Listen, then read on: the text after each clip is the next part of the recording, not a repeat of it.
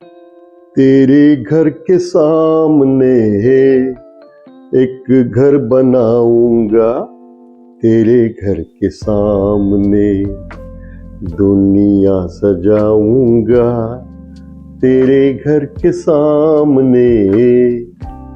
अगर ऐसा आपका सपना है और आप चाहते हैं कि वसई विरार में अपना खुद का बंगला हो, तो 5-6 पॉइंट जो है उसको ध्यान में रखना बहुत जरूरी है। अदरवाइज आप बंगला ढूंढते ढूंढते थक जाएंगे और शायद आपको कोई एजेंट, कोई बिल्डर या कोई आपका फ्रेंड मदद नहीं कर पाएगा।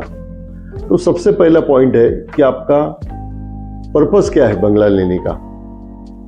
What is the main purpose behind it. आप रहने के लिए बंगला ढूंढ रहे हैं, आप वीकेंड होम के लिए बंगला ढूंढ रहे हैं, आप कमर्शियल एक्टिविटी करने के लिए ढूंढ रहे हैं, आप इन्वेस्टमेंट करने के लिए ढूंढ रहे हैं, तो सबसे पहला इंपॉर्टेंट पॉइंट आता है कि पर्पस क्या है आपका बंगला लेने के पीछे। दूसरा पॉइंट आता है कि आप कौन से लोकेशन में ढूंढ रहे हैं। आपको, अगर आप मुंबई से आ रहे हैं यहाँ पे, तो आपको मान लीजिए 10 किलोमीटर के रेडियस में चाहिए, या आपको 1-2 घंटे का ट्रैवलिंग के अंदर चाहिए, तो आप एक लोकेशन डिसाइड करिए जिससे कि आपको आसानी हो जाए कि ये एक फोकस टेरिटरी है, इस टेरिटरी में मैं बंगला लेना चाहता हूँ। तीसरा पॉइंट है आपको प्लॉट साइज क्या चाहिए, क्योंकि अगर आप एग्रीकल्चर लैंड लेते हैं तो मिनिमम 11 गुंठा आपको लेना होता है, तब जाके आपके नाम पे रजिस्ट्रेशन होता है। लेकिन अगर वो एनए प्लॉट है तो आप 1 गुंठा भी ले सकते हैं, 2 गुंठा भी ले सकते हैं, या आपका बजट के हिसाब से आप कितने भी गुंठा ले सकते हैं।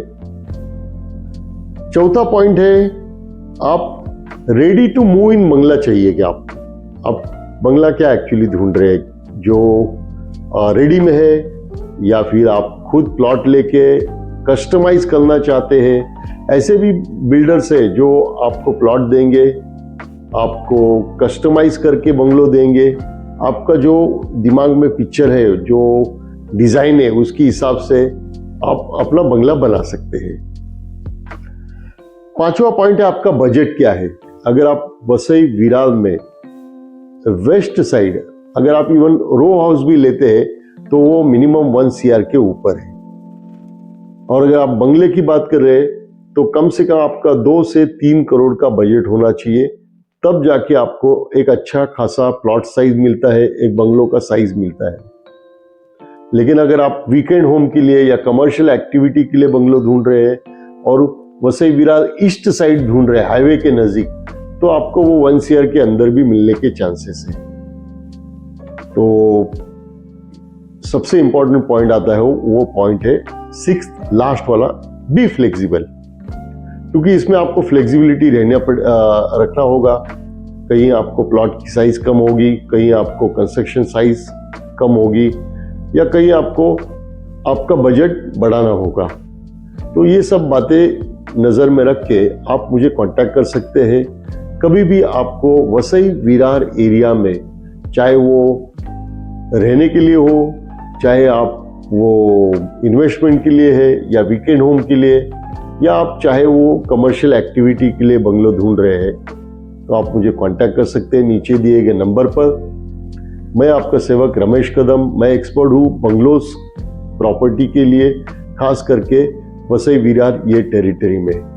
आपका जो रिक्वायरमेंट है आप मुझे व्हाट्सअप कर सकते हैं और मुझे 1 दिन प्रायर नोटिस पे बता सकते हैं कि आपको कौन से लोकेशन में, कौन से बजट में, किस पर्पज से बंगलो चाहिए।